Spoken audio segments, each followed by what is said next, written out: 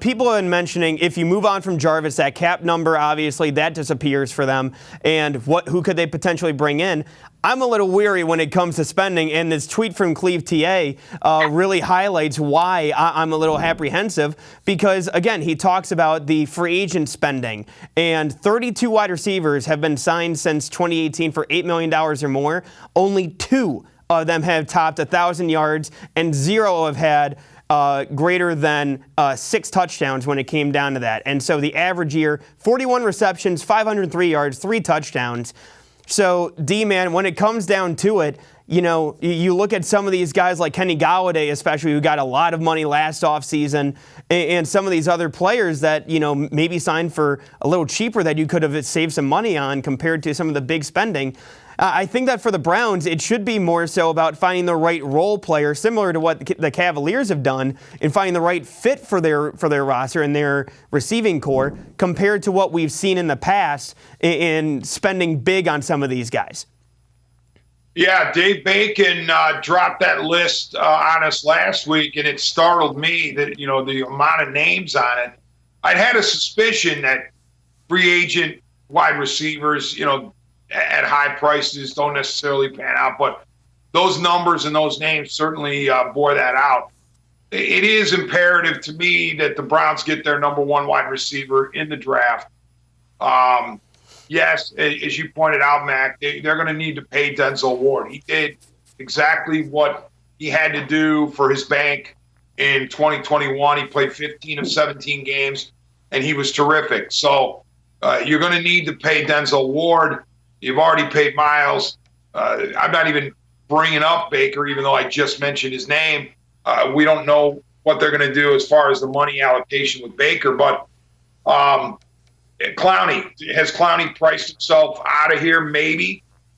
But if you do, in terms of who you're going to sign first, Clowney or Landry, of course you're going to sign Clowney first. So. And I know Jarvis Landry could point to free agent wide receivers and say, see, the grass isn't always greener over there. Why don't you keep a proven commodity that you've had for 4 years? But I just think the renegotiated number for Jarvis would be way below what Jarvis is willing to accept. And therefore, there isn't a point to trying to pull it off. Well, and D-Man, to even further that conversation at that point as well, we were looking at it here in studio at the all-pro receivers from this season.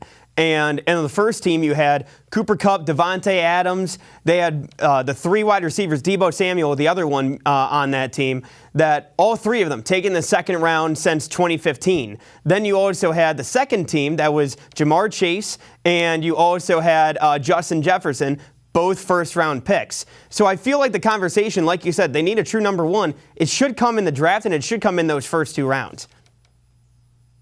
Yeah, I would definitely, if I were the Browns, entertain that at 13 overall. If the Browns stayed put at 13, I would definitely think they would be leaning toward wide receiver. I know other mocks have had edge rusher, and those mocks are assuming that Clowney goes elsewhere.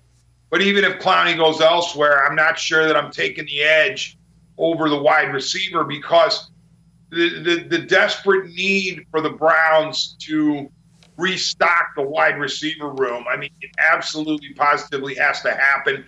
And the good news for Cleveland is that there is a quality list to choose from in terms of high-end wide receiver prospect.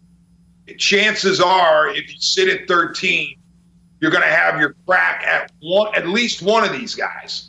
London, Burks, Wilson, Olave, and who's the other one of the big 5? I can't remember it right now. But Jameson Williams.